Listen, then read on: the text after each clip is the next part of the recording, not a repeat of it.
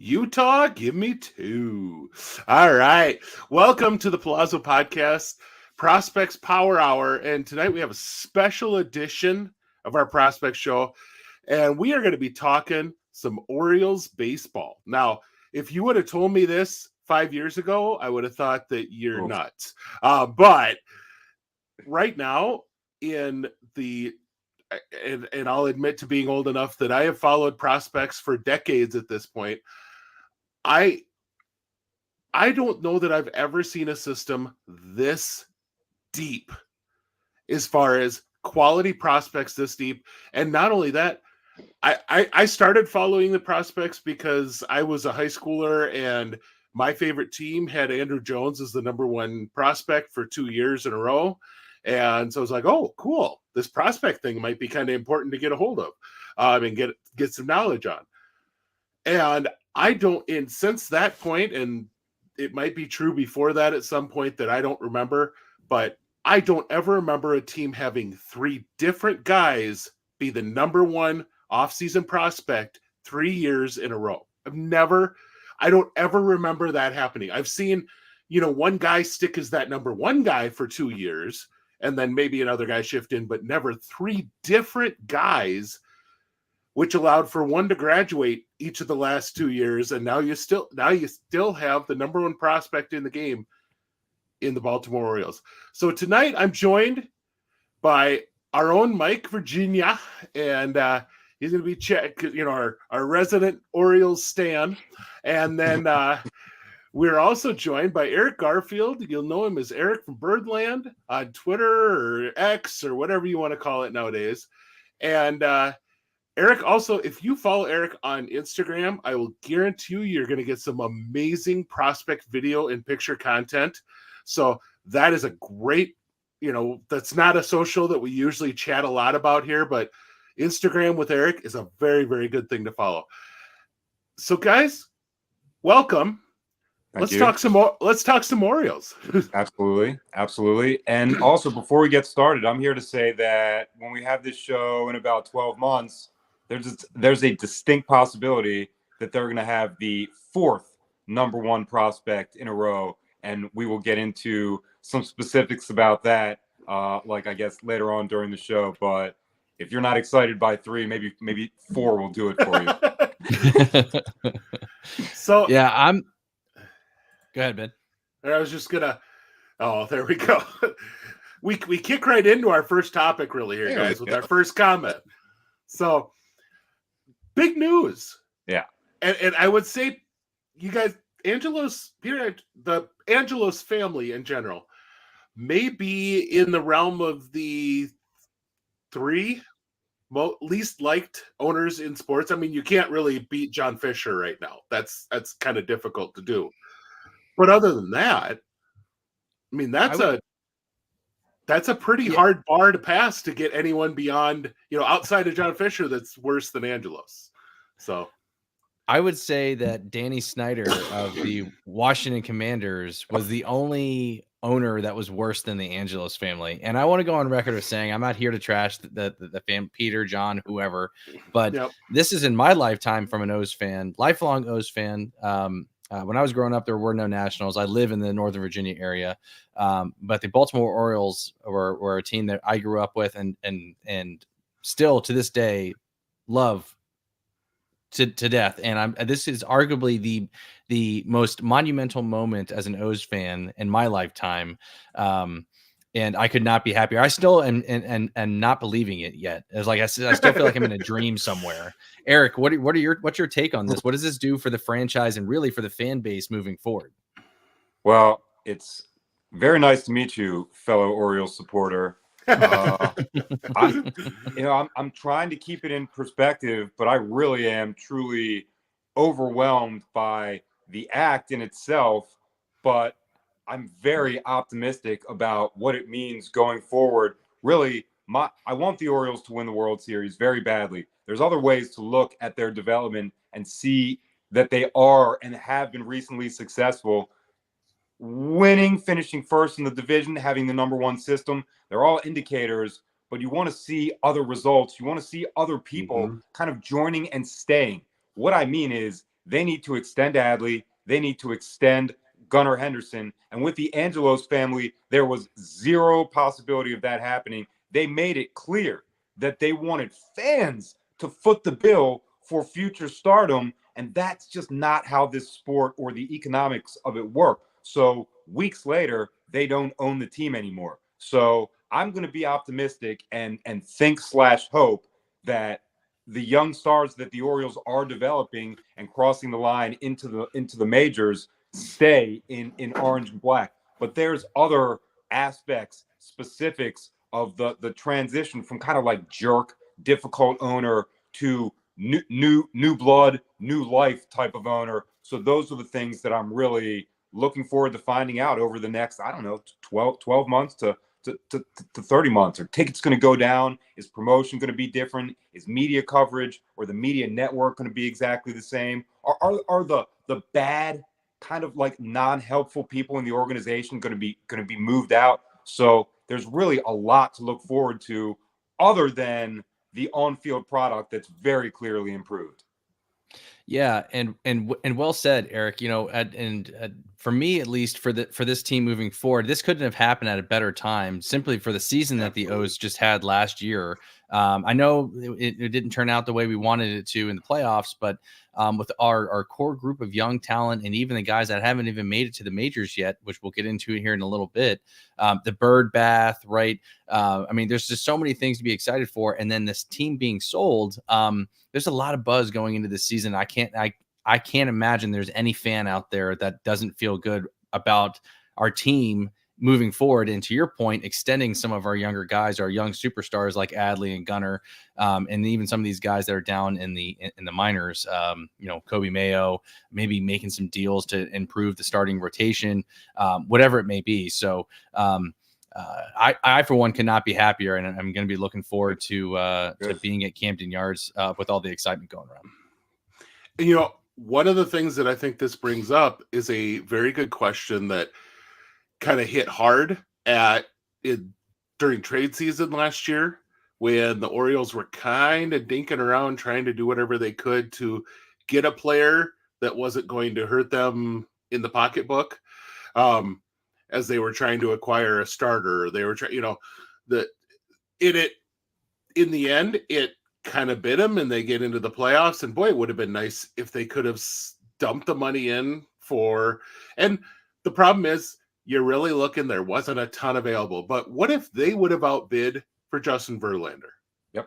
You know what I mean? A guy like that who at least would have brought you that veteran, I've been there before sort of thing. But would have required them to take on way more money than a John Flaherty did, for sure. Yep. And very likely, I mean, let's be honest, the Astros gave up two guys that are legit 100 type top 100 type of prospects in order to get Verlander, and that salary still. The Orioles, are they now going to be a little more willing to part with some of those prospects because the financial end of the guy they're getting isn't going to immediately shut down a trade? That's one question, and we don't know that, but it has to be an element. It really does. Well, we've got a little bit of recent evidence to look at how willing they were, at least under Angelos, because Flaherty is who they acquired. They're kind of chasing innings as they get closer to the playoffs. Not the most ideal strategy. They gave up prospect capital. Depending on what you think of Drew Rom and Cesar Prieto, I'll be inclined to listen to whatever you say. But I've seen more Zach Showalter than you, and that's going to be somebody that they're going to most definitely regret almost, giving up for nothing. They got nothing from Flaherty. So as the years go by and he gets closer to the bigs and eventually crosses that line, they're going to realize that they gave up something for nothing. And maybe it's just better to give the major league talent cash at the beginning of the process and keep that prospect capital if you want to continue to evaluate it. It's a little indicator. And I'm interested to hear your take on this, Eric. How much do you think Angelos had a say in trading some of these guys? In terms of our prospects, do you think that he was kind of maybe holding Elias back in terms of of maybe trading some of our top younger talent for a top arm like Verlander, like Ben mentioned? I don't know how much he was involved in, like, hey, I know Zach Showalter, I know his splitter, I know his stuff, stuff like that. Yeah. I don't think so. But when the return is someone that he's going to have to eventually pay a major league pay rate, and maybe in his mind is a lot, then yeah, absolutely. He's been holding Elias back. And I think, again, that's something him and his family have not been shy about demonstrating. Like, we have our way of running a business, and we have our particular profits in mind. And if a high budget arm comes in and throws that off, we're just going to not let that happen. Again, a very difficult way to own a franchise if success is what you're angling at in the 2020s. So yeah, I do think he was. And in a weird way, this jerk was kind of proud of that. Like, this is how he demonstrated control. So in so many ways, I really am glad that we can all just kind of move on from that type of personality and have someone who might be a little more bought in. I guess, by the way, this is a good time to remind everybody that in 1993, it seemed like Peter Angelos was going to be that guy, a Baltimore-based, extremely wealthy professional, of a philanthropy type minded person. So things change over time, and I guess billionaires are a particular type of people, but now we've got somebody different, so we can hope that the course doesn't go the Angelos way. And I know the agent isn't all of it, but Gunnar Henderson is represented by Scott Boras. Yep. He is not going to give you a hometown discount. Nope. Usually if a player will sign an extension as a Boras client, they're going to do that by going around Boras and say, hey, I really want to be here. I want to stay here. But Adley, I think, is he still with is it like Beverly Hills Sports? Yes. Or whatever. Yep. The ones that negotiated with him when he was number one. And, there's no reason you couldn't get that. But what on earth would Adley have? Why would he ever give a discount? Folks want to look at things like, being a Braves fan. They want to look at a Ronald Acuna Jr. contract. Okay, Ronald Acuna Jr. is making $100 million, folks. Austin Riley signed for a contract that's going to pay him $210 million. The overall amounts on these contracts are significant money. Oh, yeah. And that's how you get a kid to the table that wants to make sure that his family is taken care of forever, things like that. That's really what this is all about. And I mean, if you're looking at, Gunnar, you're looking at Adley and looking at locking those type of guys up long term, it's going to require, I think $200 million is kind of your minimum that you're walking to the table with. And that might be a 5-year, you know what I mean? If you're telling me that Adley Rutschman wants, let's say, 25 a year for his extension, are you telling me he's not going to be worth that? Yeah. Well, you might debate his ceiling, you might debate his defense, but really, he's a number 1 overall pick that is not a bust, that you can rebuild your entire franchise around. I guarantee you that's worth an absolute ton. So the O's and their new seriously rich owner hopefully have the intent of providing that security that you spoke of, so the other side of the table can just play baseball and do what they're best at. And so, what the work before I want to get into the prospect stuff here in a second, but I do have one comment to make too. I remember being outside of Pickles, right outside Camden Yards, and they had a little sign up. This is when Manny Machado was still with us, and I believe it was in either the year before we traded him or the year of we traded him. I can't remember, but the sign said Machadios and this is before everybody even knew that he was going to be traded. Is because the whole town knew that he wasn't signing back with us, that the ownership was not going to keep him in Baltimore. And it's tough to be excited when we repeat this same vicious cycle, right? We bring up guys like Machado and then we deal him. And then we get another high draft pick. He comes up, he's a star, and then we trade him. And we don't sign these guys back. But we did make one of the most monumental moves in sports history. We signed Chris Davis to all of that money. So that was good, right? Well, so I wanted to look this up real quick. He just got elected. So Joe Mauer, number 1 overall pick as a catcher, did everything you could ask him to do, just got elected into the Hall of Fame. His extension in 2010. Oh, this is going to be so low. Was an 8-year, $184 million extension. Oh, no way. No, but granted, he was coming off of an MVP season, and all that. Right. So, I mean, for that time, that was really darn good market, $23 million a year. You telling me that if you wouldn't walk up to Adley Rutschman and give him 8-2, just a hair about it, like he at least wouldn't go, oh, that's interesting. Let's have a conversation. It may not get it done, but it would at least get you get you at the table, and we could start talking from that point.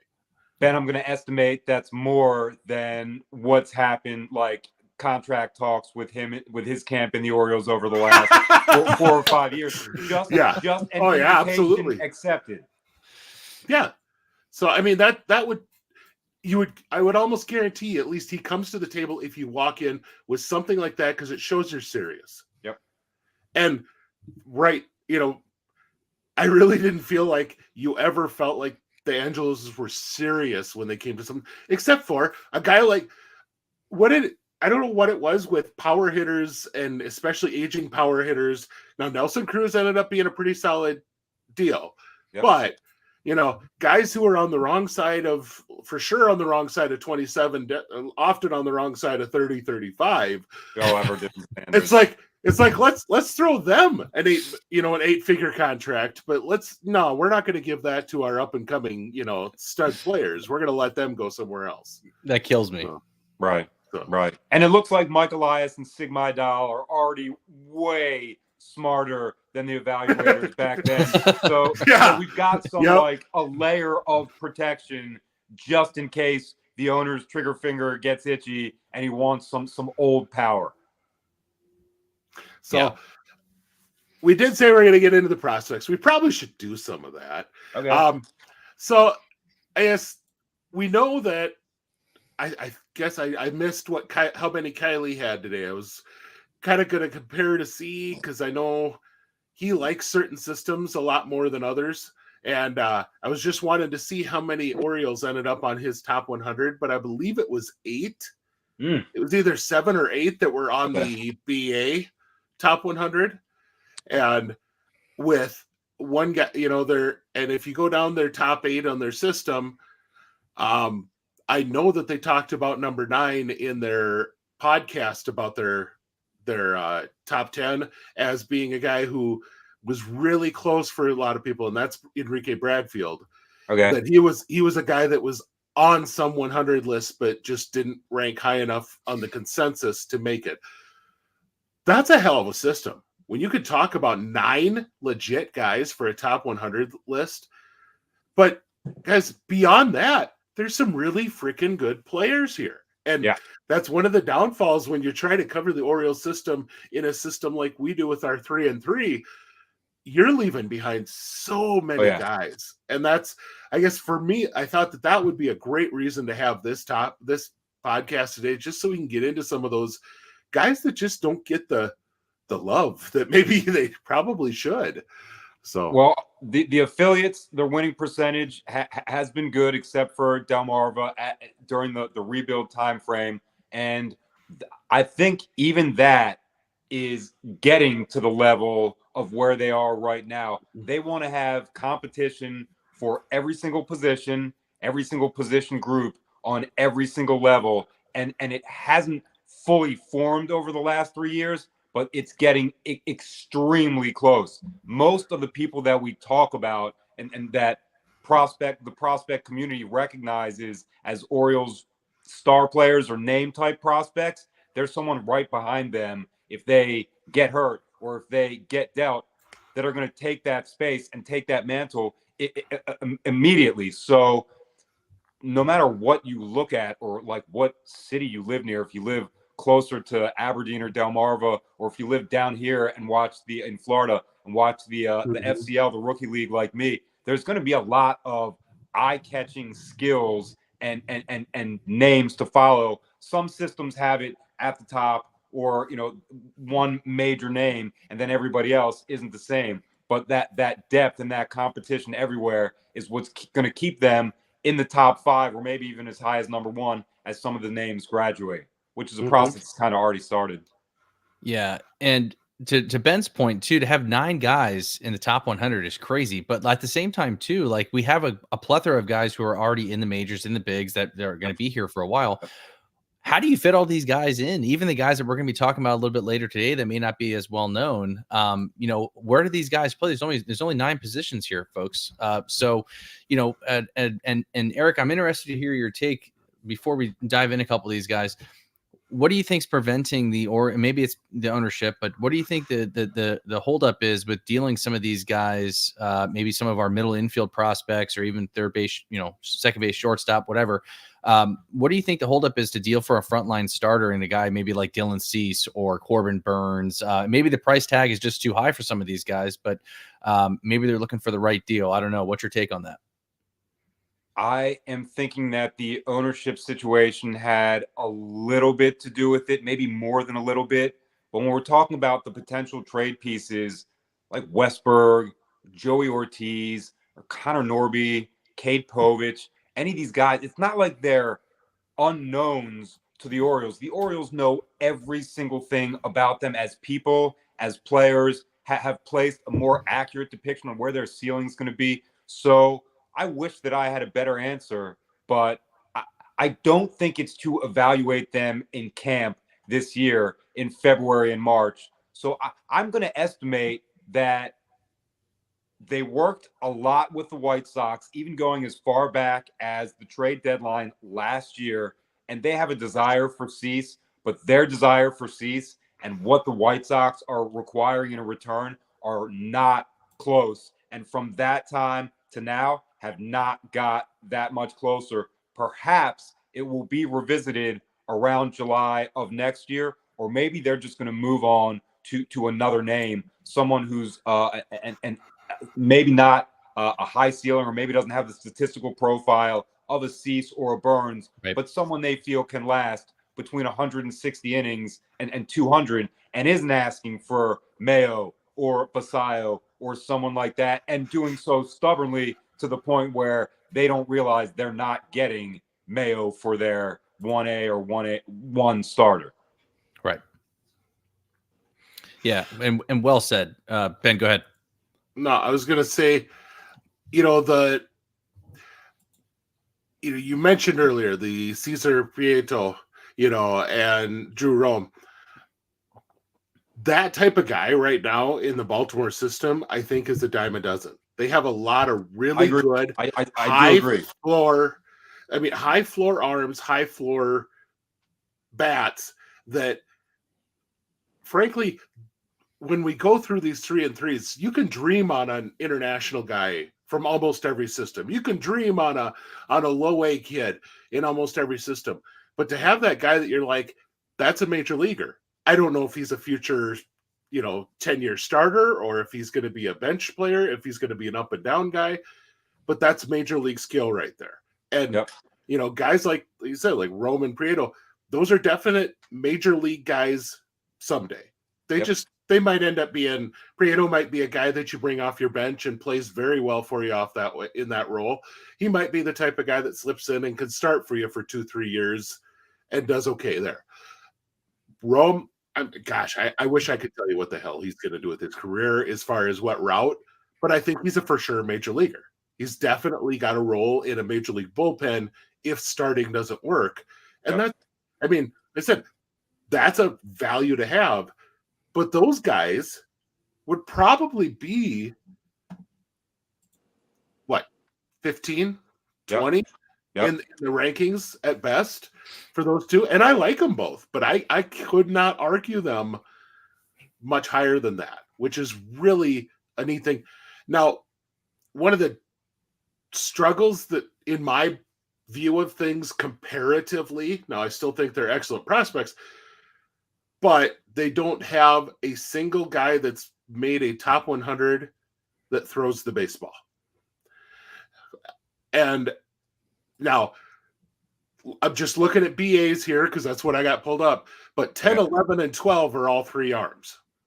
And they talked about 9 for the top 100. So, I mean, come on. That's a legit guy right there that could make it, or, legit trio right there that they're just on the edge of those.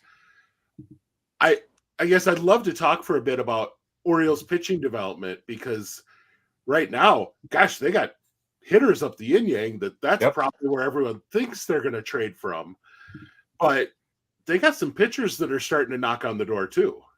Yeah, and it seems like from our perspective, we're the prospect watchers, it seems real, or the Orioles fans, it seems very unbalanced to have a hitting future, short-term future that looks like it's beautiful, like flowers about to bloom, and then pitchers you kind of have to hope for something or squeeze a little bit, and it's like 90 in the hitting score and less than 10 from the pitching score. Now it does kind of put a little bit of pressure on names like DL Hall or Seth Johnson, but perhaps the Orioles and their number one system and their newfound commitment to pitching development know something more than our community does. And when it comes to Hall and Johnson, it seems like they're ready for real roles. Seth Johnson is on the 40. He's on the 40 man. Love him. Right. Absolutely love him. So, while we're, everything on our show sheet from before, it kind of fits in together. They haven't traded for this. They haven't signed or acquired this. Well, maybe the this that we're going to get this year is DL Hall as a lefty from the pen and Seth Johnson as a righty from the pen, one moderately known and one totally unknown to fans and people on the outside. I guess that's really a very fan type of biased take, but I am noticing that they haven't signed anyone, and they haven't. There's no. They got Jonathan Heasley from the Royals, but is he someone they're going to use as much as, say, Danny Colon, or is that blank going to be filled in by DL Hall? Maybe we'll find out in camps. And again, maybe I'm completely wrong, and they'll start signing people soon because there's a new person doing the signing. But that doesn't seem likely. What does seem more likely is that they're going to use the names that they have and that they already trust. Do you think we see a possibility that we see guys like Chase McDermott or Cade Povich in the majors this year to help out with the rotation, and maybe they think that's part of or maybe that's the reason why they're not trading for a frontline arm? Or do you think these guys could? And I know we talked about it pre-show that maybe both of these guys could probably be trade pieces for some teams as well. Everyone talks about Kobe Mayo and Jackson Holiday and these guys being involved in trade talks, but could Povich or McDermott be part of these trade packages too, or do you see these guys potentially making an impact this year in the rotation? It's a great question. It's and if I knew the answer, I mean that really is like the $1 million type stuff that Orioles social media and Orioles fans are really concerned about. I guess to start out answering, I would say that somebody somehow is going to excel in camps, whether it's beating the Pirates prospects 3 out of 4 starts and showing a K per 9 of like 13, or that Chase did that a little bit last year, and then he had a good season that showed that wasn't that far off from who he is at ceiling. So maybe it'll be him, maybe it'll be Seth, maybe it'll be DL. I'm kind of inclined, and not really based on anything in particular, I kind of think that one of the names that they will deal if they trade for pitching is Cade Povich. I don't think there's anything they don't like or don't trust about him at all. In fact, I think they think he's good, but when they say we're going to have to give up something to get something, there's a group of players like that, and he's just for some reason in that group. Again, not a lack of faith or trust or belief in his stuff, but right. they're going to have to give up a couple prospects, and I think he's like what they consider a name prospect that they're okay with moving. To the other part of your question, I actually do think that we're going to see an Orioles pitching prospect contribute in the major leagues, someone that we consider a prospect today, maybe that hasn't even broken through and made the majors, and Chase or Povich or Seth Johnson those are the ones that are in that category for me. Yeah.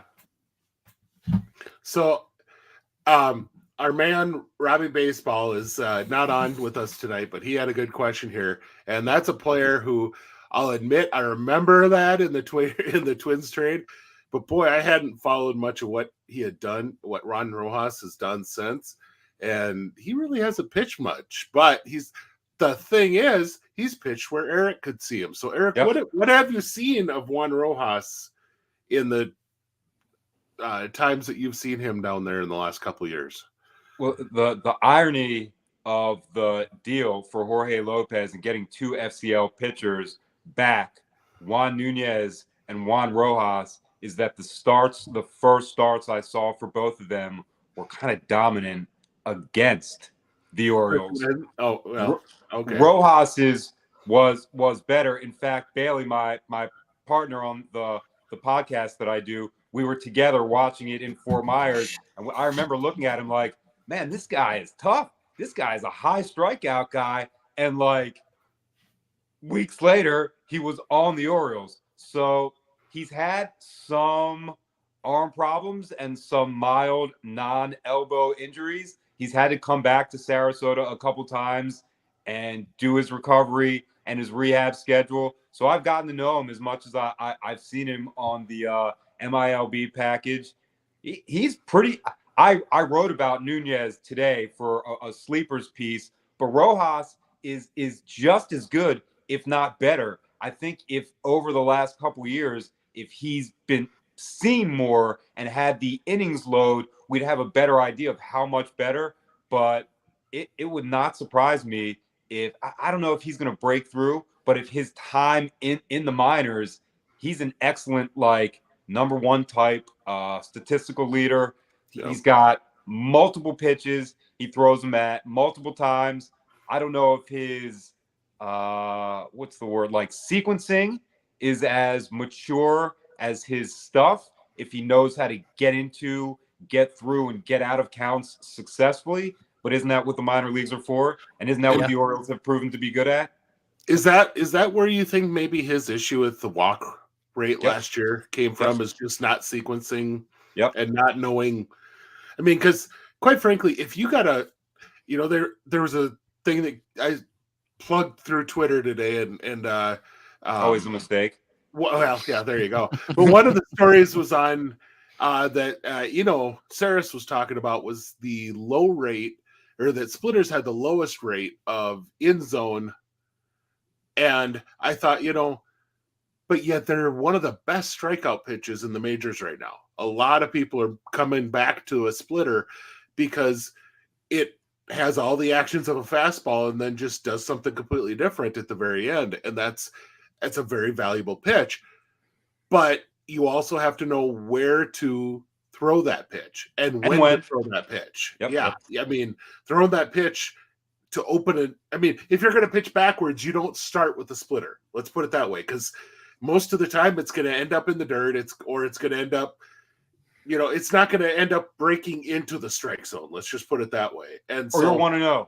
Yeah, and then all of a sudden you're behind the 8 ball because you're 1-0 in the count. So, I mean, that's the type of thing. Once again, I will say I don't honestly know. I don't know. I'm sure Eric could give a little more information. I don't know Rojas's pitch mix as well as I'd like to, but that struck me right away because, gosh, he was not that guy when I watched video of him with the Twins. He had a very clean delivery that just seemed like he could repeat that over and over.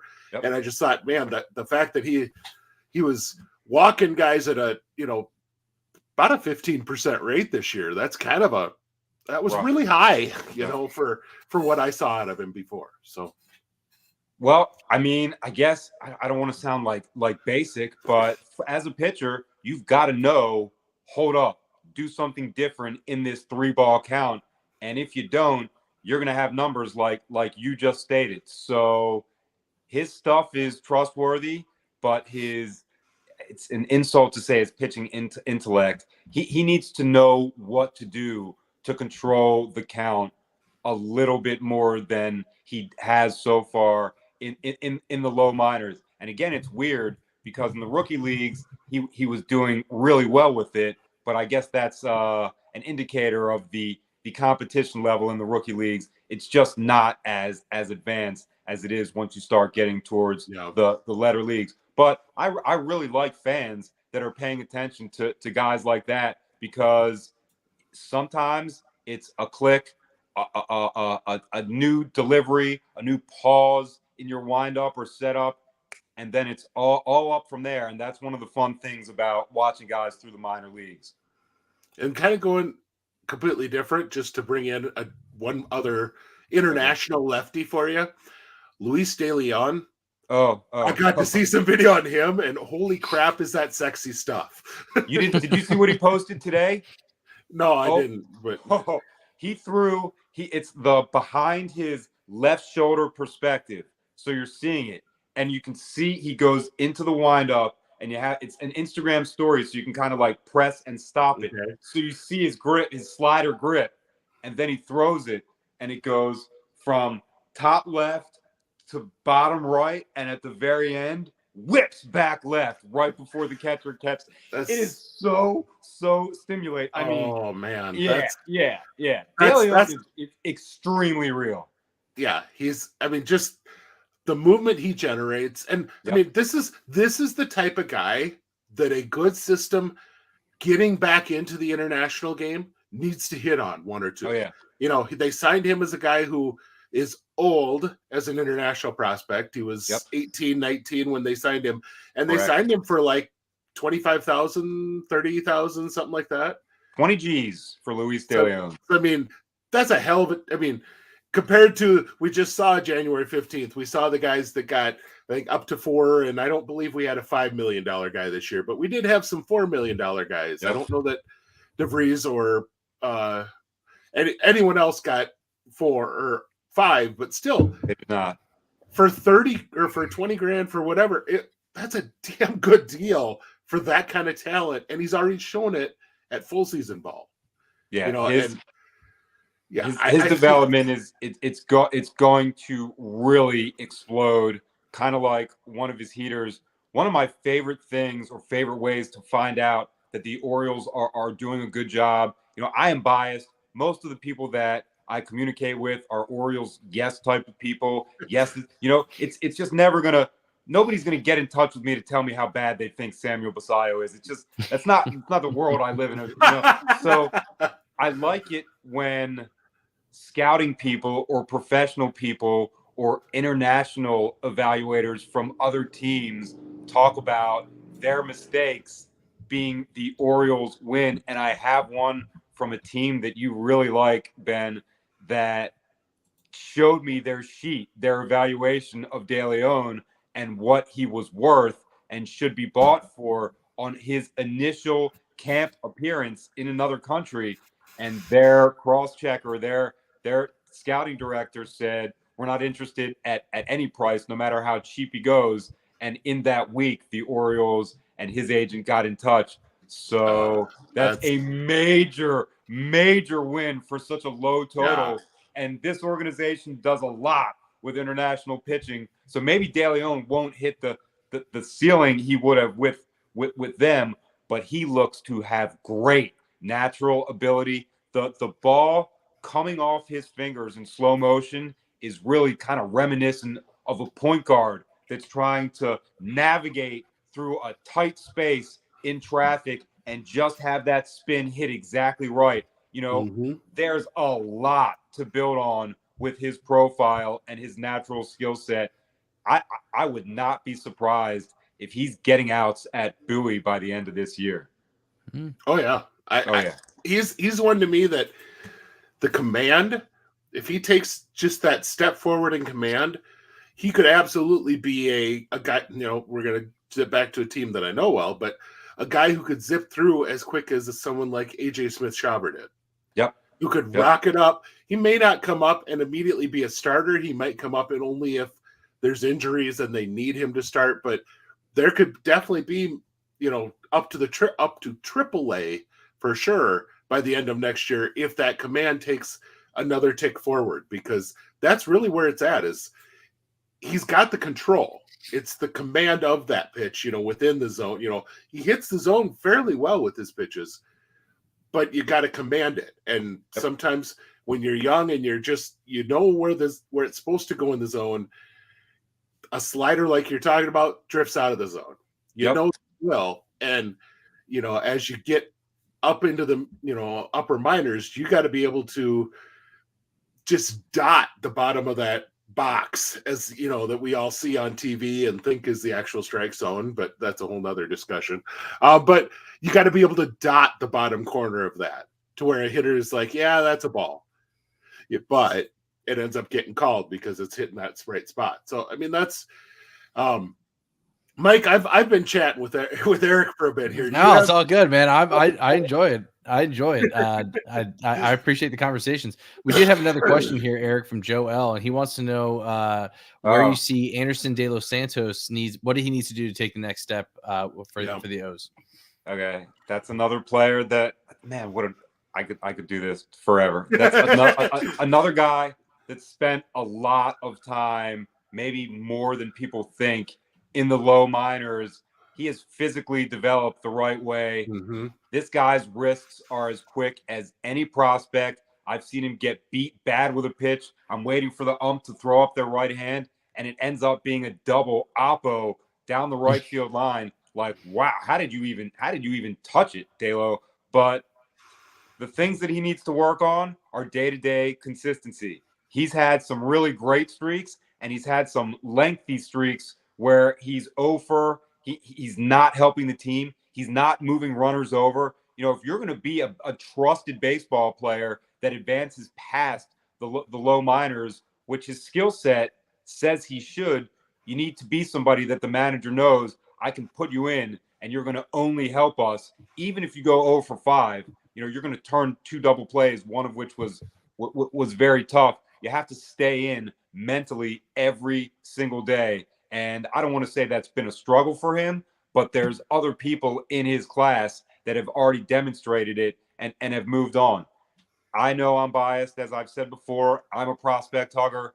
I don't think this is going to be a breakout year for him, but I do think we're going to see that day-to-day, series-to-series consistency from him, and he can start his climb instead of kind of stagnating at Delmarva. I see him as a middle of the order type with the power and the wrist that he has. Great question. I'd love to talk about him. Hitting 228 last year is not going to get it done, obviously. No. So he'll need to build upon that. But I hope that he can take the next step. Do you see him moving up next year? Do you think they give him a full year back in Delmarva? I think there are factors not just directly related to how he performs. It's kind of like his timeline means that he's going to move up. I wouldn't be surprised if he has a mild camp and he goes to Aberdeen anyway. That's their high A above Delmarva. Right. So just because there's a new crop coming and some of them have to get there, or pardon me, a lot of them, Leandro Arias, Aaron Estrada, Braylon Tavera, they have to get their Delmarva at bats. So I want to say the Orioles look forward to trusting him and hope that this is the season he gives them a couple of those consistency-related reasons to do so. So where do you think he plays, Eric? Because third base. I watch him at third, and I kind of wonder if he's not a corner outfielder playing third now. Just because it seems like that the quick instinct reactions aren't quite there. Then again, he just really is. The guy played shortstop forever growing up, and the Orioles have moved him to third mostly since they've had him. He's played some short, but it just the bat comes off different, or the ball comes off the bat different at third versus short. You have a split second more to react, all those things. And it just seemed like he was just that hair trigger slow at third. And sometimes guys pick that up. Sometimes it's never going to quite get there. So I just curious if you had seen enough to go for sure that's a third guy, or for sure he's an outfielder. Either way, that's all. Well, I think they have him at third. I agree with your assessment word for word, and I've watched him in slow motion, and I'm the one filming it, and you're right. That reaction is just not as elite as other third basemen with the whole body, the whole setup. Yeah, he can get in front of it, but is he going to know where it's going to bounce to or where it's going to spin to off that first? No, because he hasn't spent his life standing there and watching it. Also, getting behind the ball to throw it, huge. like putting your lower body into it. He's really good at that. That's kind of different, and that maybe portends an outfielder picking up that ball on the bounce and using that momentum to throw to second or to throw to third. So maybe he's going to end up better at that than being that slick glove guy at third base. I think that's really an excellent observation. Some other people don't see that and think of him as a lifelong corner. I think of him as a corner where he is right now, but he could show more and or show different and end up somewhere else. Very good observation. It seems like a lot of his throws are wanting to be Brooks Robinson. Grabbing the ball and fading into the past the foul line, because Brooks did that when he was ranging to stuff that nobody else in the world should be able to touch, and that's why he had to make that throw. He's making that kind of throw on what should be a pretty routine third base play. Again, that consistency, it's just I say series to series or day to day. It's another way to measure it is throw to routine throw. Can you do that consistently, or are you trying to go like Lamar Jackson and take a step sideways and throw it sidearm? Because that doesn't even work in the FCL. You're not throwing guys out that way. So again, these are the type of things that I guess some people, maybe even the fan that asked that question, kind of expected him to be passed already. But again, this is the minor leagues, and some guys take a month to show they can handle that, and some guys take 15 to 20 months to show that. And it sounds like he's going to be, to your take, Eric, it sounds like he's going to be figuring that out in Aberdeen this upcoming season. So, which he's going to have a lot of other guys fighting for that spot, though, too, between reps and third and short. So here's a guy that I will be honest, Eric, I don't know Ryan Long. And I'll say I've seen stats, but I couldn't tell you that I've honestly intentionally watched any video on Ryan Long. So what do you got for Ryan Long? Answer our question here on starter, reliever, or depth. So I'm going to say relief pitcher because of his lack of depth in the arsenal, and a couple of his offerings are quite trustworthy, and a couple of them have proven to get hit often and hit hard. So it's not like he's going 3 pitches into the bag. The thing that I like most about Ryan Long is his laid-back personality, his approach to his profession, and his lack of perfectionist tendencies. I don't want to say he's all right with whatever happens, but he knows that he's a professional in a game where luck is involved, circumstances are involved. He likes being the guy on the mound. I don't think he's got the shining type stuff to break through, but I've said that about 1,000 guys, and they have. And as an Orioles fan, I hope that I'm wrong, because I like him so much. But I have seen some indications from the organization that they're okay with people getting up to and passing Ryan Long. It's not like he's not a competitor, but everybody competes differently. I kind of like his, I'm not a bull in a china shop, I'm a pitcher on a mound in reality type of perspective. there are some bulls that might be smaller. I'm just saying. You know? He's a big boy. He's a big boy. Sure. Yo, by the way, we have a 7-foot pitcher in the organization. Also, I was just gonna say this goes back to it's been probably 5, 6, 7 years ago that the Orioles went through a draft and brought in something like 5 guys who were 6'8" or better, and none of them ended up turning into anything. But it was watching that the short season advanced ball, not the complex, but their short season team seemed to have all those guys, and it was just like, as a hitter, how the hell do you prepare for facing 6'8", 6'9", 6'10", 6'8", and you're just like, that ain't. The next day, I'm going to face 5'10". What the heck? Like, how do you deal with that? Right. I remember that draft class. They also had somebody like a 300-pound pitcher, so somebody that was just as wide as the other guys were tall, and he also did not last a very long time, maybe a season and a half. So, you know, you live and you learn. That was a philosophy that did not work.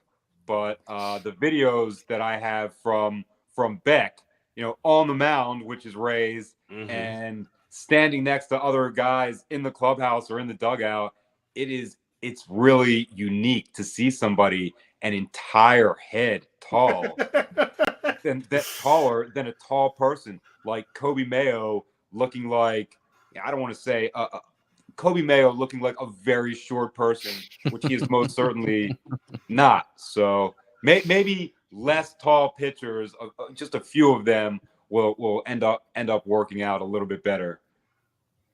So there's another one that we get into some of those international guys, and great question. You know, I loved. Okay, is it Ben Cosme? Second one.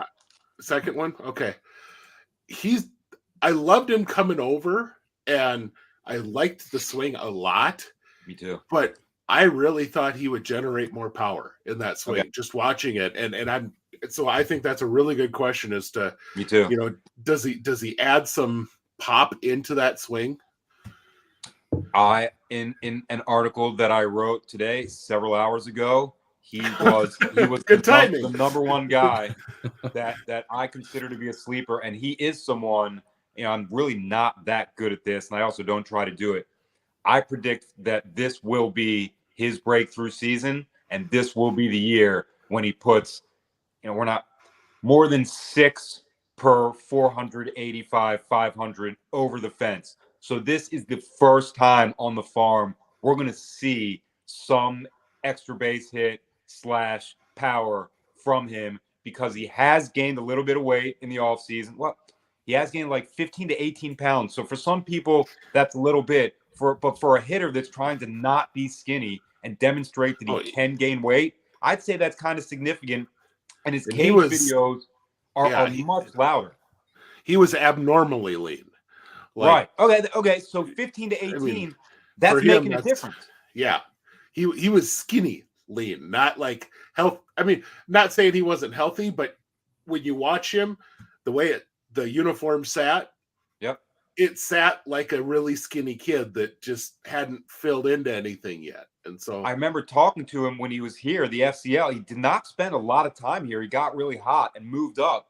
But these games are 110 degrees. Even me just sitting there and watching, some, you know, they take a long time. So I remember talking to him like, dude, do you think you're sweating the weight that you need to keep away? And he said, yeah, we don't eat that much after the game. Sometimes it's like fruit and granola bars. Like, I need some chicken. I need some cheese. So he's been like on this crusade to get bigger for the purpose of power for the better part of 2.5 years during his time as a professional. I trust his swing very much. His contact ability is worth paying attention to. And the dude doesn't strike out. Yeah.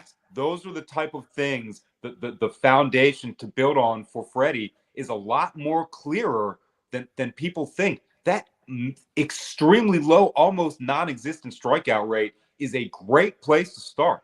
You can put him anywhere in your order, not 4 or 5, but expect him to move guys over, to make contact, to go oppo off the right pitch or to guess right in a count.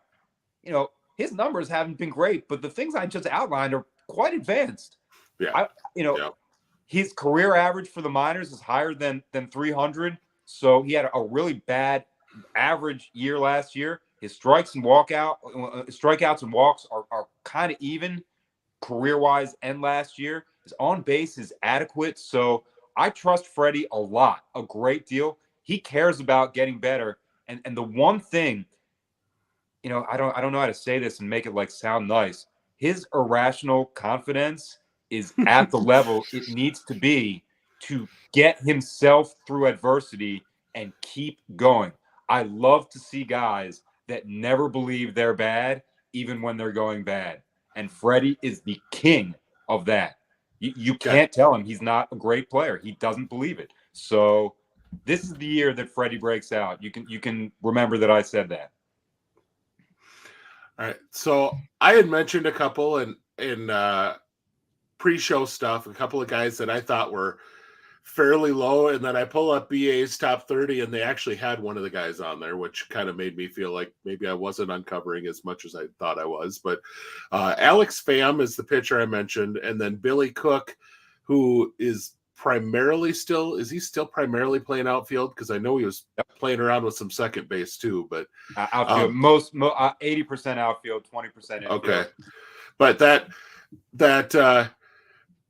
the Pham I really like for the fact that I think he has an entire repertoire of average, and nothing is really even a 55 pitch, but he doesn't even have a 40 in the repertoire either, and he has 5 pitches. So you can come at somebody with 5 average pitches. It's all about sequencing, and you could be a very good back end guy with that. You know, that's a back end profile right there. I think the fact that he's shorter than 6 foot is likely going to scare some people off. But if you could come in, toss 5 good pitches over and over and over again, that's a perfect number 5, number 4 guy. I think this might surprise you. In the Sleepers article, Pham was in it as well, and I wholeheartedly agree with your assessment of him. But he looks like a back end guy. There's things that are holding him back and limiting his profile. So he looks like a back end guy. He did show a great deal of endurance, and his metrics are decent, similar after 70, 80 pitches that they are at the beginning. So maybe he's going to be a starter no matter what, or a 5 innings guy, or a, what does baseball call it, like a swingman type right now. But the sequencing, what we said about Rojas before, Pham is maybe the best guy in the org at knowing his competition, when to throw what pitch in what situation. He's never going to beat himself when he's going super hot or when he's just kind of doing his regular thing. So when he got moved up to Bowie, you're going to look at a lot of the numbers and be like, wow, that takes away trust, or that even lowers his ceiling, because Bowie is AA. That's where it really starts. He lowered his walk rate by 5% when he got to AA. So if I'm an Orioles pitching coach, he's the reflection of how good our system and our philosophy is. And I don't know if I expect him to build on it and be a star, but other people, other prospect evaluators are going to start noticing him this year. It was kind of limited last year. He really only had like a hot run of 5 or 6 starts, but maybe it'll be like 16 or 17 out of 30 appearances will be at that level this year. And if so, he's taken that next step to be a 4 or a 5. He just reminds me a lot of a guy like Bryce Elder. He just come out and he has that kind of mentality on the mound that I'm going to challenge you with what I am pretty sure I can beat you with. And I'm just going to keep throwing what I think I can beat you with. And then the next guy that comes up might see 2 completely different pitches that I never threw you. And I'm going to, with each guy that comes up, I have what I think I can beat you with, and I'm going to throw it. And none of it may be sexy. Right. What he's a 5-pitch guy, for just what I read on him here, Eric. But do you think that helps him or limits him to a certain extent? Do you think he really hones in on a couple pitches to make those more plus pitches, or do you think that he continues to throw and be a five pitch pitcher, if that makes sense? I think that's another thing, depending on your perspective, that might limit his ceiling. He's a guy where two of them are great, and the second, it's not secondaries. The secondary is a changeup, so it's not really spinning away or going away from a bat path like a slider. It means you've got to know who you can throw a slider to or what they're trying to do. All this is to say, this is a very intelligent athlete on the mound in motion. He has a plan before he's going to do it, and then he does it. Now, I like Alex. I've met him a bunch of times, and I hope that his career as a pitcher is excellent. But this is someone who I can tell as a coach or an instructor is going to be helping a lot of people get better and see and understand the game like he does. Some athletes see that as kind of an insult, but I think he's so smart in action that he's the kind of mind that can really, really help somebody get better, even if they're, a young pitcher or a non-prospect, something that he kind of has experience with. A late draft pick, a very, very moderate bonus. So he's never been the shining star that people have expectations of, a perspective that's not uncommon in the minor leagues. And that's Bruce Zimmerman right there.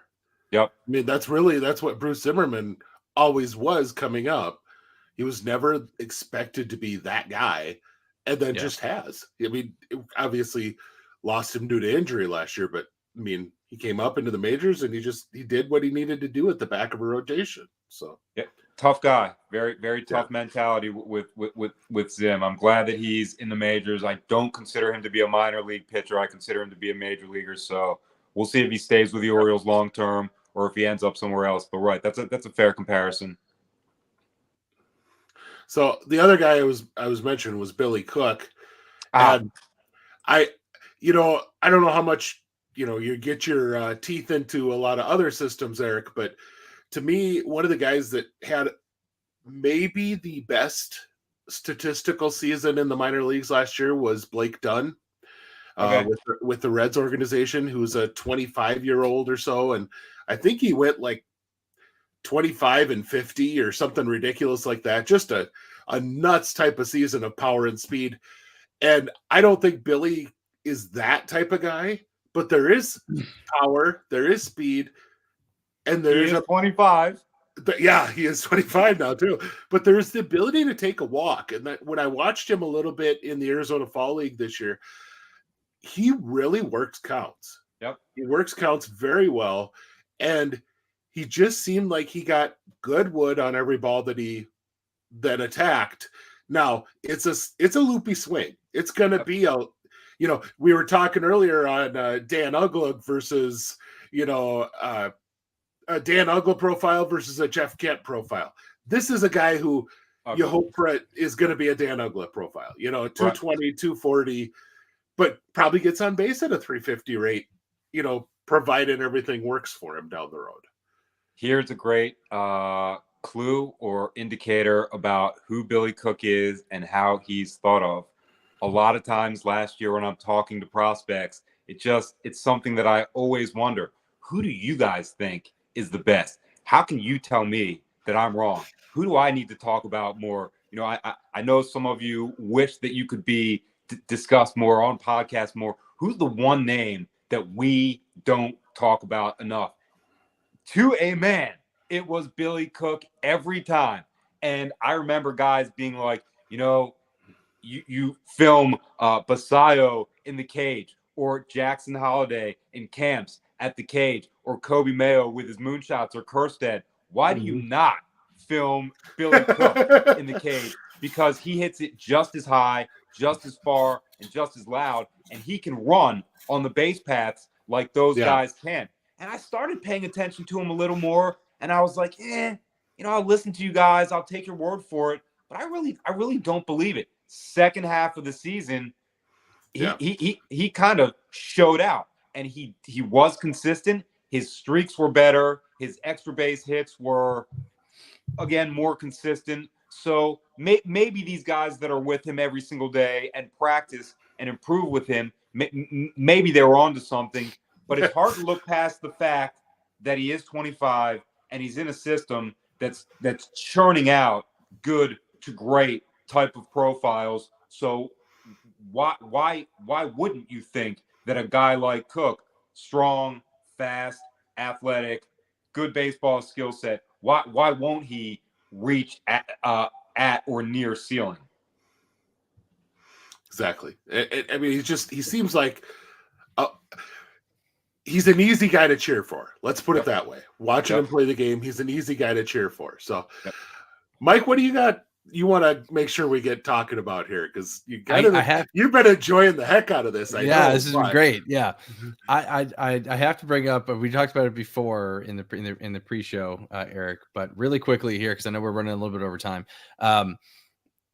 And it's in my little white bubble here, if you guys can't see it. Between me and my O's buddies, we always talk about this. And it seems between the fan base, these people that I engage with on Twitter and even just my buddies, it's 50-50. Lane, I think you hit it on the head pre-show. Is that everyone, depending on who you talk to, you poll 100 people and 50 are going to be for Norby and 50 are going to be for Joey Ortiz. When we start talking about trades for pitchers and guys that we want to see go, and mind you, there's only so many infield spots, right? They have similar bills in terms of their weight and their height. And I know we talked about it too. It depends on what you like and what you think this team needs, right? Joey Ortiz might be a guy who's more of a defensive specialist, and Norby's going to be more your power hitting second baseman. And, Ben touched on it too. Maybe, he's going to be praying, hey, don't hit the ball my way. What's your take between these two, between Norby and Joey Ortiz? If you're a team vying for one of these Orioles prospects, who would you be looking to acquire out of these two?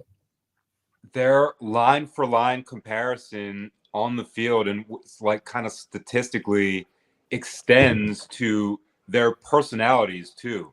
They're very quiet. They're not going to celebrate unless it's like a game-winning home run.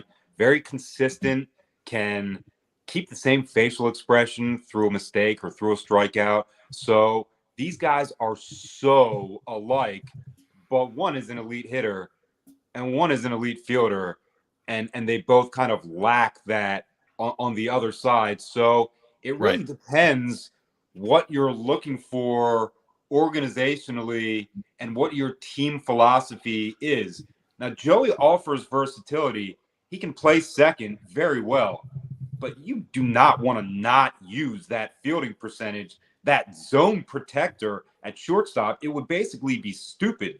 There's not a lot of defensive guys on planet Earth that can field like Joey. So is that really versatile? You kind of have to keep him at shortstop. Norby played really well defensively last year at left field, made highlight-worthy sliding catches more than once, popped up and threw guys out at a base. So maybe in the versatility rankings, Norby just pulls ahead a little bit of that. I have to be honest, I like both of them going forward, and I've been pleasantly surprised by their development. Remember, Norby was a hit over power guy in college, a high average, super high hit per at bat guy. He's Carolina, right? Right.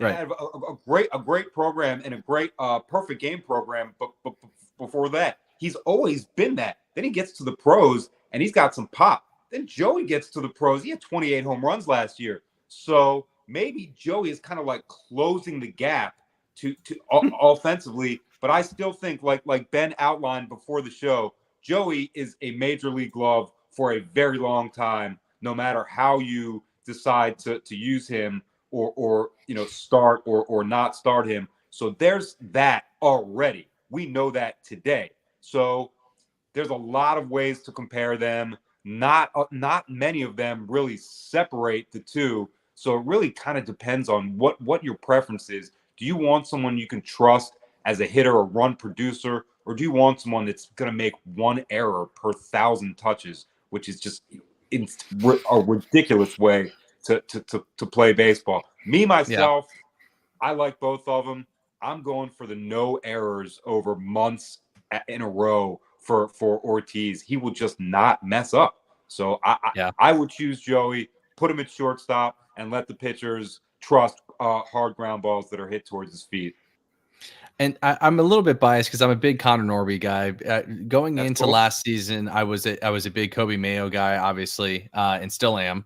But I thought Connor played so well last year, and I thought he hit the absolute crap out of the ball. If you watch any of his game highlights, I feel like he took the next step, and I feel like he's on this trajectory too. And when people talk about dealing some of these guys for pitchers, I'm hoping and praying that we hang on to him just because I like his bat so much. But to your point too, defense wins championships too, and I think Ben used a good comparison.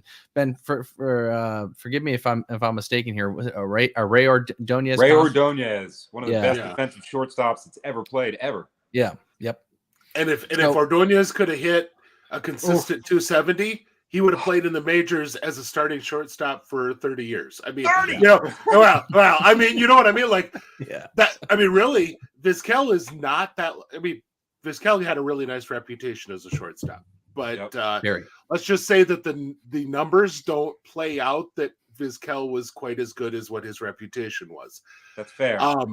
But Vizquel was a high-end defensive shortstop that could hit for decent average. And look at how long he was basic. He has stats that people are arguing for him for the Hall of Fame because he stayed around so long that he accumulated a lot of hits. And that made it look like, hey, this guy was an elite player for a long time. Okay. Let's just say you could probably tell what my vote would be for him, with or without the off-field stuff that has come up since his retirement from baseball that will never allow me to put him on a ballot. But that's a whole nother discussion. He was a defensive wizard too. So, and that, I mean, for that alone right there, I mean, for me at least, would be enough to get him in. But to your point, Ben, his off the field stuff, hard to overlook. That's what I was gonna look at. Also, Mike, Joey is excellent at defense, but him and Vizquel are not the same type of movers on the dirt. Vizquel's very graceful, very smooth, kind of an anticipatory style of fielding. Joey gets to the ball like a running back going through that first hole, that offensive line hole. He's moving with power to where he believes the ball is. And to watch him drill over hours with coaches, I mean, he just plays a beautiful game. It's just torque and thrust based with the glove. It's awesome. It's reminiscent of Anderson Simmons. Like early on in his career, the way, I mean, Simmons was like he'd sprint to a spot. And then, of course, he also knew that he had a 99-mile-an-hour arm in the back pocket. Whenever he caught a ball that was in a goofy angle, he could just launch the ball across the infield. Joey doesn't quite have that, but it's absolutely a plus arm. It's absolutely a legit shortstop arm. Right. But yeah, you're right. The aggressive nature that he goes after stuff. I just love it. I absolutely love it. And if I'm a pitcher throwing guys and that guy's catching the bouncers at his feet, like he wants to do that. That's how he sees his baseball career. So it is a tough choice. I feel very much like I'm exactly 50-50, but if I've got to choose one because only one guy can play, I'm going to choose Joey. Yeah, and for me too, the other part I think that you had mentioned too, like Norby can play, and he's moving over into had played a good left field last year, right? Can play second base, really good. In the majors, and to your point too, Joey Ortiz is going to be a guy that you can really put him at short, maybe some second, but those spots are going to be taken by Holiday and Mayo and Henderson. Does Connor Norby have more of a better path to the O's from an outfield perspective than say Joey Ortiz? And maybe and I'm interested to hear a take on that front. That's very reasonable. And the Orioles outfield high minors depth chart, it might seem like it's getting a little crowded, but if they decide to not retain veteran guys, maybe like a Ryan example or Ryan McKenna, or if they move on from Kyle Stowers, someone is going to have to fill that spot in the pecking order. I'm a prospect hugger. I would love it if it was Judd Fabian, but he's not there just yet. Maybe hopefully by May or June. But before then, it could very well be Norby. I'm telling you, they love the fact that he can contribute as a left fielder and a good one. And their manager, Buck Britton, would not have put him there if he wasn't going to help the team. And not only did he help the team, he performed in the AAA championship very well as an infielder or an outfielder. Mm-hmm. And I'm just thinking back of when I said that he's like a low emotion type of player.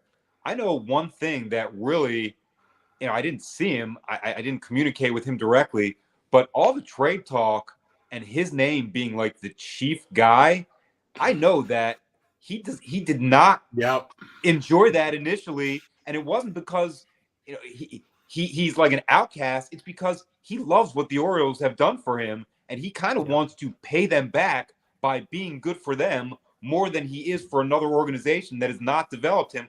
I like that mentality. That's very, very realistic. Like, I'm not going to get mad until you guys start thinking of getting rid of me. Yeah. Mm-hmm. Fire has been lit. We should probably start. All three of us, I think we could probably still be here about 4 hours from now. So, we should probably wind this up, but I guess something that you said early that I would like to close with. Okay. You mentioned that we very well could possibly see a fourth number one, and I'm just curious who you believe that guy is. Good question. The system right now. And then I have a idea of who it is, but where does that guy then play in Baltimore were he to get to Baltimore? Okay. This is probably the Orioles prospect that I've studied the most, have the most footage on, and know the best as well. That is catching prospect Samuel Basallo, who has finally caught fire. Everybody knows about him. Autograph people, baseball card people, prospect people, people that don't study the minors, that just only give a cursory look to a prospect list. They have to know who he is based on where he's been ranked in the early round of lists coming out. I mean, I love this guy. I think that he's got the hand-eye coordination and wrist skills of a high average type, a Ben Cosme profile, or some of your bigger names that have hit for high average. His contact ability is through the roof, but neither are as good or as trustworthy as his power is right now. He is a very strong person when he makes consistent contact. It's not as barrel-ish as you'd like right now, but he's tall. That swing and perfecting the location of its path, it's going to take a little while. Samuel is 19 years old. He doesn't turn 20 until late in this season. So this is his age 19 year. It's a strange transition with prospect profiles, but the Orioles are really showing signs that they're advancing his development. They're moving him forward. They trust him a ton. The international players in the Orioles system kind of treat him like he's like a mob boss. They really have a great deal of reverence for him and what he can do. I've seen him lead an average team in the FCL to a better win percentage than they should have just because they had him. I've seen him control the running game. I've seen him talk to pitchers that have no stuff, no business being in the pros, and calm them down so they can work through an inning. I don't want to say Sam is a miracle, but as your first big international signing, they really hit on a guy. Oh, yeah. He's, and this is another thing. Before we look at his position, when he was discussed as a trade chip in a deal, I'm biased again. I do not think the Orioles, as currently constituted, would even trade him for a Garrett Cole type. I think they are going to find out where his ceiling is and hold on to him for as long as possible, if not his whole career. Yeah. The video that was my next question to you. That was my next question to you. Is he's got to be hit? For me, he's an untouchable prospect, right? Like he's one of those guys, and you brought it up with the Garrett Cole. Yeah. I mean, in terms of they can't be looking to get rid of him. I mean, anybody else but him. So, and obviously Holiday and Mayo. Well, if it was Garrett Cole for Holiday, we don't have to talk about anything like that. But I've got a ton of video on Sam. The thing he does the best is throw. Yeah. It's a perfect release. It's a perfect delivery from the crouch. His step all the way up is timed pretty good, but he's not getting any smaller. He's not getting any shorter, and it puts a lot of wear and tear on your lower legs. I don't know if the Orioles care about that. If they want him throwing out runners, or if they want him playing first base, where I've seen him also be excellent. You know, his scoop skill is good from his experience at catching. Yeah. I'm going to say he's a catcher until he reaches the high minors. And then just based on what they believe his bat can be, they shift him to a corner, probably first. We're also going to have Adley hopefully extended at that time. So they don't want to have like a weird or negative crossover. But I think in terms of overall catching ability, I think he's already on Adley's level. He's just going to be too big to stay there as a 6'4" professional. Right now, to me, catching works for him. Yep. But I don't know. I mean, even by the end of next year, as he fills in, you're still talking, like I said, a 19-year-old. Yep. As he fills in and he gets into his 20s, that body's going to shift a lot. Yep. And I guess for me, I wonder how much it shifts and what he can do to keep up the athleticism, because that kind of an arm, boy, it'd be lovely if he could put that into a corner outfield spot. You know what I mean? Like as strong as that arm is.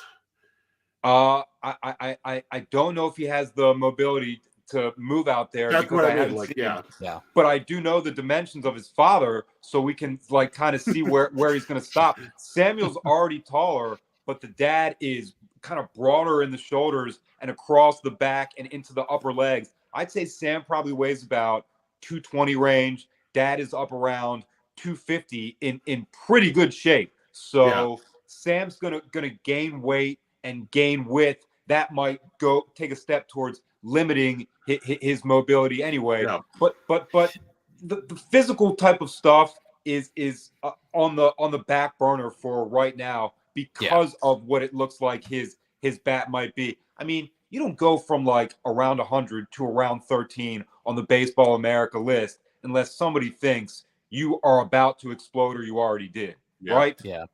And we could see him at DH too, right? I mean, I know we're talking about his arm and things like that, but maybe splitting between, and I think we're all on the same page that he's not going to be a catcher at the big league level, but between first and maybe DHing, I think would probably, in my opinion, be his two spots, and trying to keep him as fresh as possible for his bat, even though, like we had already mentioned, he's got a great arm. So he's not a brat, but I don't think he's going to want to DH because he's going to want to help his team all the way around more. But if that's what it's got to be, and that's where his best fit is, sorry, dude, you're batting 5 times a game, and that's it.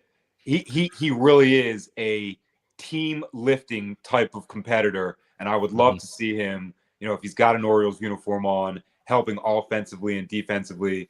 But that's years down the road. But for a year from now, it's very reasonable. As I've studied it, I think the battle for number 1 prospect next year is going to be between Walker Jenkins and Samuel Basallo. Oh, man. I think that's you're talking to me. I love Walker. So I would say you're talking to my heart right now. So is that reasonable?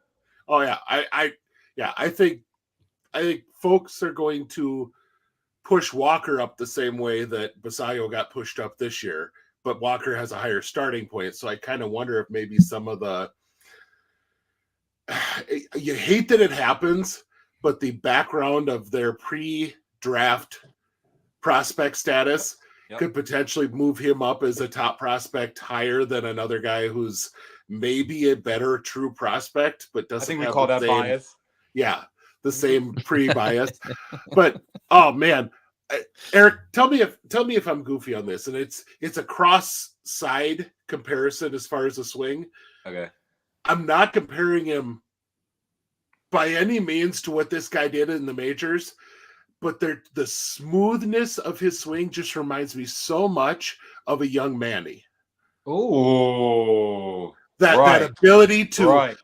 get everything around the zone, but not expand the zone. Not like a Vlad Sr., where he was Right. expanding the zone and hitting everything, but just he knew the zone so well. So well. Yep. And he could crush everything all over the field for line drives. And it's just, and it's like I said, the smoothness of it. It's not there's not a loop to it. There's not a big hitch to it. It's a really smooth swing. Like piece by piece, fundamental. I don't know if he has the butt or upper leg strength that Manny has throughout his career. Yeah. But he has longer arms right now. So theoretically, he can reach more outside stuff. And if he sees it in that flat path at the top, Ben, I have seen him hammer those pitches 400 feet like it's absolutely nothing without a lot of oomph in the get around. So his swing as it develops is going to be compared to some of the all-time greats. But I want those results. I want that Manny Ramirez batting average. He's still 19. He's got plenty of time to grow a butt and some of those legs. Right. So we got some time for him. And he can go hide in the Green Monster, and things like that. Yeah. An extremely interesting caveat about Sam and his profile, just like a million guys that we talk about, he's got a younger brother who's outstanding. Yeah. His brother is 12 years old. And he's more of the Ben Cosme build. He's all shortstop. This guy's transfer and down to up is lightning quick. His name is Sebastian. When he came to visit last year, I had Orioles t-shirt, Orioles hat, Orioles book. I gave him the whole thing. I was like, hey, things are going to change because of your brother. I want you to think about us when you start to get near eligibility. I expect the same when I come down to Florida, Eric, by the way. I expect the whole thing. Yeah, I need all that when I come down. I got some stuff ready for Orioles fans. Are you coming this year? No, unfortunately I'm not, but I'll be at Camden Yards plenty of times this upcoming season. So I will say, guys, this is going to be, we're bringing my brother's getting married in DC in September. Okay, and, congratulations. We are going to make our first trip as my wife and I, but also we're bringing our kids all to Camden Yards. So we're getting in the Camden Yards. We're hoping to get in there when Detroit is in town. We're hoping my boy Justin Henry Malloy is on the Tigers, and we can get to see a double goal. That's gonna happen.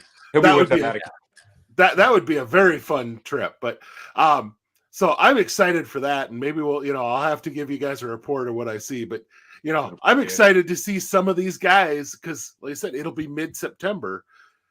There's a good chance I see a lot of guys that we're talking about on this prospect list playing on that team. So anyway, I'd love to keep chatting here, guys, but I think I'm pretty sure my wife would like me to come up and actually see her since our kids are out of the house, and it's not often we get that.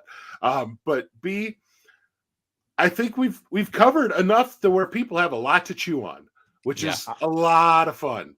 So I guess for Mike, for Eric, I want to thank you all for tuning in tonight. And I hope you got everything you were looking for. Check us out on Discord. Check us out on Patreon for the Pallazzo.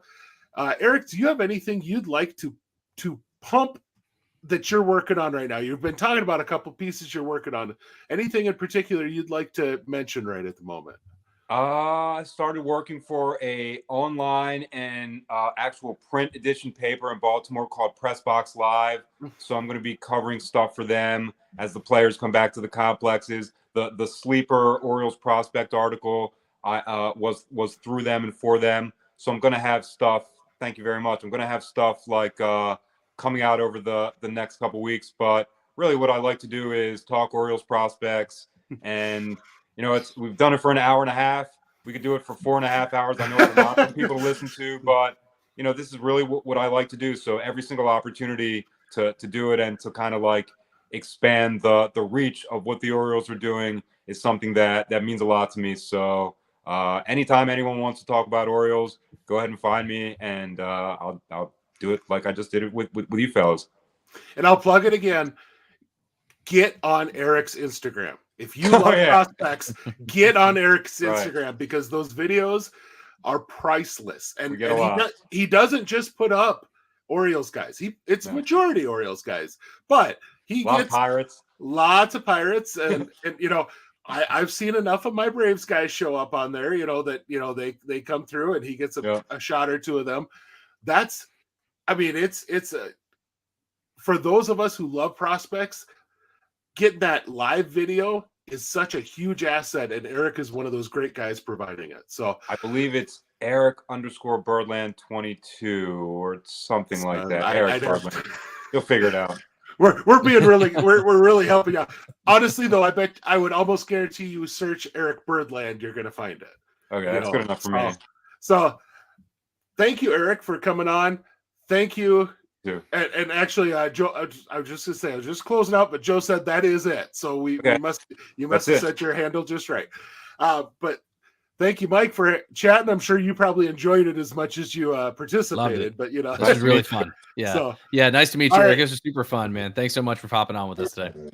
Our next prospect show is actually going to be a 3x3, and I was not smart enough to pull up who it is, but I will tell you right off, we're already going to be halfway through the prospect list. Oh, wow. After the show. So we're moving fast. We're moving fast this year, guys. So get into those. We're getting awesome views already, and I want to thank all of you who are putting in those views. Our prospect shows are already getting awesome views for what we have seen in the past. We're getting triple-digit views already, which for us, that's great. But more than anything, let us know. Like I said, get on the Patreon, get on the Discord. Let us know who you would love to see covered, who you'd love to see talked about. For Mike and for Eric, I'm Ben. Thank you all for tuning in. Peace out.